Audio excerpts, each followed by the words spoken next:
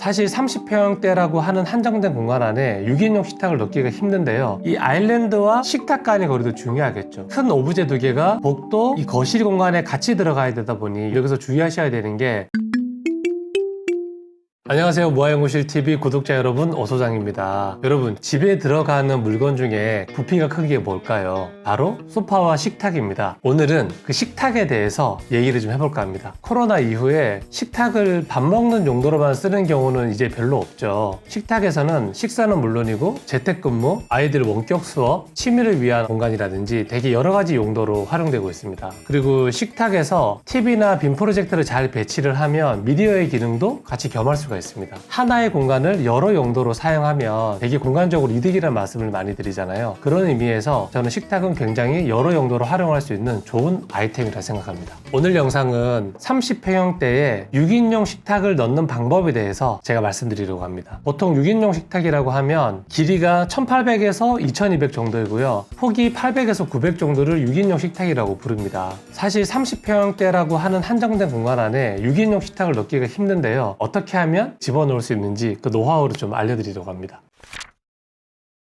첫 번째 사례는 주방 근처에 식탁을 배치한 경우입니다. 지난번에 무아가 삼성전자와 콜라보를 했었죠. 그때 저희가 답답했던 주방을 대면형으로 만들어 드렸고요. 대형 아일랜드 앞으로 6인용 대형 식탁을 배치를 해드렸습니다. 공간에 무언가를 놓을 때는 사람이 지나가는 이 동선이 정말 중요합니다. 벽이든 오브제든 그 사이의 거리나 통로를 말하겠죠. 여기서 주의할 점은 주방으로 진입하는 메인 동선에 충분한 통로가 확보가 돼야 되는데요. 최소 900에서 1200 정도가 좋습니다. 이 아일랜드와 식탁 간의 거리도 중요하겠죠. 수납장이 아일랜드에 없다는 경우 하에 이 공간과 식탁 끝의 거리가 최소 900 정도가 확보가 되면 좋습니다. 왜냐면 사람이 들어가서 의자를 빼고 앉아야 되잖아요. 그런데 만약에 아일랜드에 수납이 있다고 하면은 1100 정도를 확보하는 게 좋아요. 이번 케이스에서는 이 아일랜드 앞쪽에 수납이 있기 때문에 저희가 1100을 확보를 했습니다. 화면에 보시는 것처럼 이렇게 아일랜드와 식탁을 병렬 배치를 했을 때 답답하지 않은 이유가 있어요. 제일 키 큰 장 싱크대가 배면에 받아주고 앞에 900 정도 되는 아일랜드가 있고 그거보다 조금 더 낮은 식탁이 750 정도의 높이로 앞에 있고요. 의자가 등받이가 있긴 하지만 앉는 높이는 450입니다. 그럼 450, 750, 900 키 큰 장이 받아주니까 시각이 점차적으로 이렇게 열려지죠. 그래서 답답함이 덜한 것 같습니다. 사진을 여러 명이 찍을 때 등치가 큰 사람이 제 앞에 있으면 되게 답답하잖아요. 그 원리와 똑같다 보시면 됩니다. 참고로 주방이 좀 좁은 경우에 큰 식탁을 놔야 됐을 때 제작 벤치나 플랫형 의자를 쓰기도 하는데요. 주의해야 될 점이 하나 있어요. 제가 꿀팁을 드릴게요. 제작 의자의 끝선과 놓여지는 식탁의 이 끝선이 1대1이 되거나 얘가 5cm 이상 벌어지면 안 돼요. 여러분 사진 찍을 때 얘가 좀 넓은 게 예뻐 보이거든요. 근데 이 의자는 제작 의자이기 때문에 당길 수가 없습니다. 그래서 딱 1대1로 맞추면 좀 답답해 보이지만 실제로 앉았을 때는 되게 편안하실 거예요. 두 번째 사례는 주방이 협소해서 식탁을 놓을 수 없을 때 거실과 주방 사이에 식탁을 놓는 방법이 있습니다. 무아에서 여러 번 보여드렸죠. 그러면은 주방이 있고 식탁 테이블이 있고 소파가 있는 경우일 텐데요. 이때 소파와 식탁은 높이값이 다르기 때문에 영역을 좀 구분 지어주는 게 좋아요. 만약에 인테리어 공사를 할 수 있다고 하면은 등받이가 있는 제작 벤치를 제작을 해서 공간의 영역성을 소파와 식탁 공간을 나눠주는 것도 방법이고요. 만약에 공사를 할 수 없다 그런 경우에는 이 식탁과 소파의 거리를 좀 벌려주는 게 유리합니다. 얼마를 벌려야 되느냐? 식탁 끝선과 우리 소파 끝선이 1100에서 1200 정도가 떨어지면 공간적으로 위계가 나눠지게 돼요. 이 치수를 좀 기억하시면 좋을 것 같고요. 요거를 확보한 다음에 여러분들께서 조금 더 내가 영역성을 주고 싶다 그러면 소파 자리에 큰 러그 한 장 깔아주면은 굉장히 영역이 조닝이 돼 보이고 분리가 되는 효과를 줄 수 있습니다. 그리고 광폭 발코니 같은 경우에는 발코니가 좀 넓다 보니까 확장을 했을 때 거실 부분이 굉장히 넓어지죠. 지금 보여드린 사례도 6인용 큰 대형 테이블 들어가고 1200 정도 소파를 띄워주고 했을 때 3인용 이상 소파가 놓여질 만큼의 공간이 확보가 되거든요. 그래서 광폭 발코니 같은 경우에는 이런 사례를 좀 참고하시면 생각보다 식탁과 소파가 거실에 한 공간에 다 들어와 있다고 해서 답답하지 않은 걸 아실 수 있을 것입니다. 큰 오브제 두 개가 복도, 이 거실 공간에 같이 들어가야 되다 보니 여러분 여기서 주의하셔야 되는 게 너무 큰 소파나 너무 큰 테이블을 두 개 다 사버리시면 집의 용적에 비해서 너무 큰 덩어리가 들어가니까 집이 답답해 보일 수 있다는 거 요거는 좀 주의하시면 좋을 것 같아요.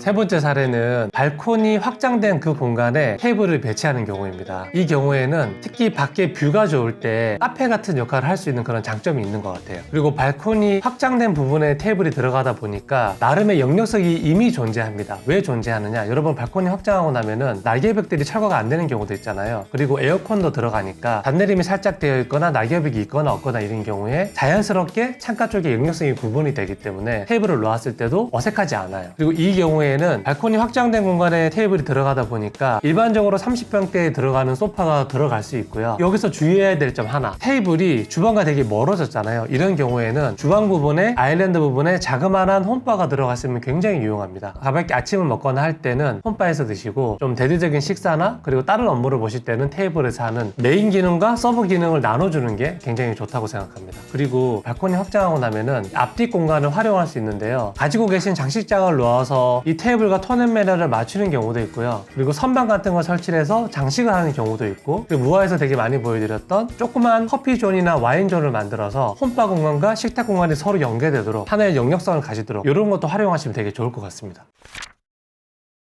지금까지는 소파와 식탁이 둘 다 있는 배치였는데요. 다른 방법도 있습니다. 그게 뭐냐? 식탁을 아예 집의 주인공으로 만들어주는 거예요. 거실 한가운데 식탁을 잘 배치하게 되면 여유로운 동선도 확보가 되고 테이블에서 행위가 많이 일어나는 우리 가족분들은 이 배치가 굉장히 유용하다고 생각해요. 이 경우에는 상대적으로 넓은 공간에 테이블이 들어가다 보니까 이 테이블에서 일어나는 행위를 보완해 줄 수 있는 옆에 장들이 붙어주면 좋은데요. 예를 들어서 수납장이나 좀 높은 선반장 같은 것들 들어가면 좋겠죠. 여기서 여러분 팁이 하나 있어요. 식탁의 높이가 얼마죠? 750입니다. 그럼 옆에 식탁 주변에 받아주는 장식장이나 수납장의 높이도 750에서 900 정도 안으로 들어오면 굉장히 좋습니다. 대부분의 기성 높은 장들은 750에서 900 안으로 대부분 다 들어옵니다. 집 안에서 들어가는 가장 높은 오브제가 아일랜드나 싱크 주방이에요. 높이값이 얼마냐? 보통 900 정도입니다. 그럼 제일 낮은 게 얼마냐? 소파가 340 정도입니다. 그랬을 때 우리 집에서 제일 높은 것보다 더 높은 가구가 들어가면은 그 공간이 눌려지기 때문에 굉장히 불안하고 답답해 보입니다. 그래서 테이블 주변에 무언가를 놓을 때는 테이블 높이이거나 아니면 아일랜드보다 낮은 높이가 아주 적당하다. 요거 지키시면 실패 안 하세요. 사실 식탁은 인테리어라고 하기보다 스타일링의 영역입니다. 이 스타일링도 인테리어 설계와 준하게 굉장히 고도의 전문 기술이 들어가는 전문 영역입니다. 무화가 이렇게 다채로운 포트폴리오를 여러분들한테 보여드릴 수 있는 이유도 다 이 스타일링이 있기 때문에 가능한 거라 생각합니다. 베이스를 아무리 잘 만들어놔도 색깔 다른 거 소파랑 집에 갖다 놓으면 그냥 끝나는 거거든요. 그래서 굉장히 중요하다고 생각하고요. 그러면 스타일링 팀의 우리 청아님께서 6인용 식탁을 고르는 꿀팁을 알려준다고 하십니다. 모셔보겠습니다.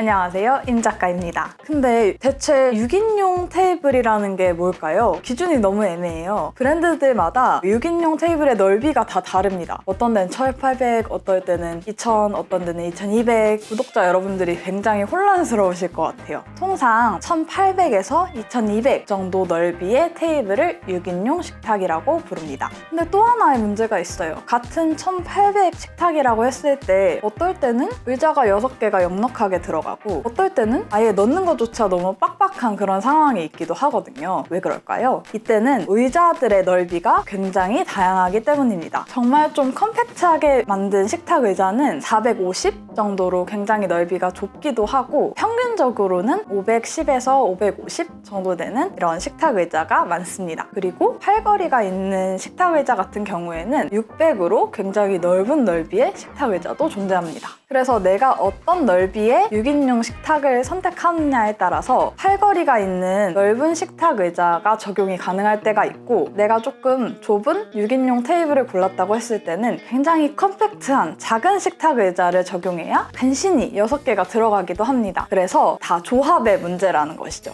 근데 여기서 제가 솔직히 하나만 말씀드리고 싶은 점이 있어요. 사실 6인용 식탁을 구매하실 때는 의자 6개를 다 안 사셨으면 좋겠습니다. 의자 하나하나의 볼륨이 너무 커서 배치를 근데 막상 해놨을 때 너무 좀 답답해 보이는 현상이 있기도 해요. 제가 실제 사례를 하나 들어드릴게요. 2100짜리 넓이의 식탁입니다. 이렇게 네 코너 끝에 다리가 이렇게 내려와 있는 테이블인데요. 이 다리의 두께가 80mm 정도 됩니다. 그럼 계산을 해보면 넓이 2100에서 80, 80을 빼면 내경이 1940mm 정도 나오는데요. 여기서 세트로 나온 의자 넓이가 520이었어요. 그러면은 이 3개를 놓으라고 세트를 만들어주신 건데 3개를 놓으면 1560, 그럼 380이라는 숫자가 나오죠. 이렇게 의자 3개를 놨을 때 의자 간의 간격이 95mm밖에 나오지 않습니다. 저희가 식탁에서 의자 배치를 할 때 사람과 사람 간에 한 200mm 정도가 나오면 좀 넉넉하게 앉고, 팁은 평소에 4개의 의자만 갖다 두는 겁니다. 그리고 사람들이 많이 왔을 때는 자녀방에 있었던 화장대 스툴이라던가 서재 책상 의자를 식탁으로 들고 와서 이렇게 6명이 앉으시는 걸 굉장히 추천드립니다. 그렇게 하면 넓어 보이는 효과도 있고요. 공간 활용 측면에서도 굉장히 이점이 많습니다. 근데 꼭 나는 의자 6개를 놓아야겠다 라고 하시는 분들은 이렇게 홀프레츠 식탁이나 디에디트 살에 나가는 식탁들처럼 다리가 중앙으로 이렇게 기둥 형태로 들어가 있는 식탁을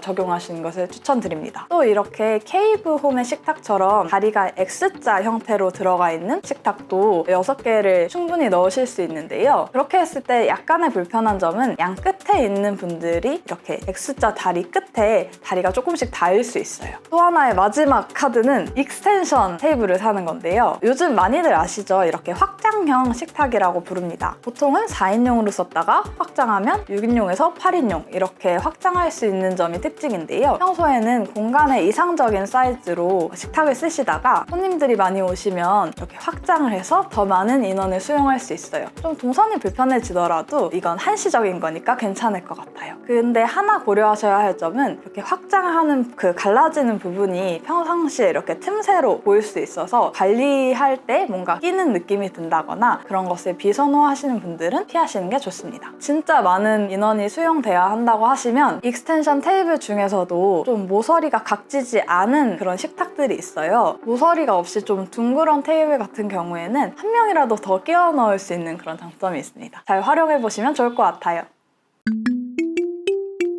어떻게 보셨나요? 저희가 프로젝트를 진행할 때 인테리어 팀 그리고 스타일링 팀이 정말 치열하게 고민을 많이 합니다. 여러분은 스타일링이 뭐라고 생각하시나요? 제가 생각할 때는 인테리어가 골격이라고 하면은 스타일링은 내 몸에 잘 맞는 옷을 입는 거라고 생각을 해요. 몸 잘 만들어 놨는데 그렇다고 내가 빨개 벗고 밖에 나갈 수는 없잖아요. 집도 마찬가지입니다. 베이스가 완벽해도 햇볕을 가려주는 차양, 커튼이나 블라인드, 그리고 들어가는 오브제들, 가구들 이런 것들이 들어가지 않으면 입주 자체가 안 되는 경우가 허다합니다. 이것처럼 인테리어와 스타일링이 잘 결합이 됐을 때 우리 가족들의 삶을 보완할 수 있지 않나 그렇게 생각을 하고요. 그래서 무아가 스타일링 서비스를 시작한 이유이기도 합니다. 단순히 몇 가지 가구를 찾아서 보여주고 추천해주는 게 저는 스타일링이 아니라고 생각해요. 무아는 전체 공간을 고려해서 이 적합한 사이즈라든지 컬러, 소재, 예산에 맞춰서 총 3번에 걸쳐서 이렇게 추천을 해드립니다. 추천이 아니라 설계라 보는 게 맞는 것 같아요. 스타일링 설계. 그리고 인스타그램에서 보시고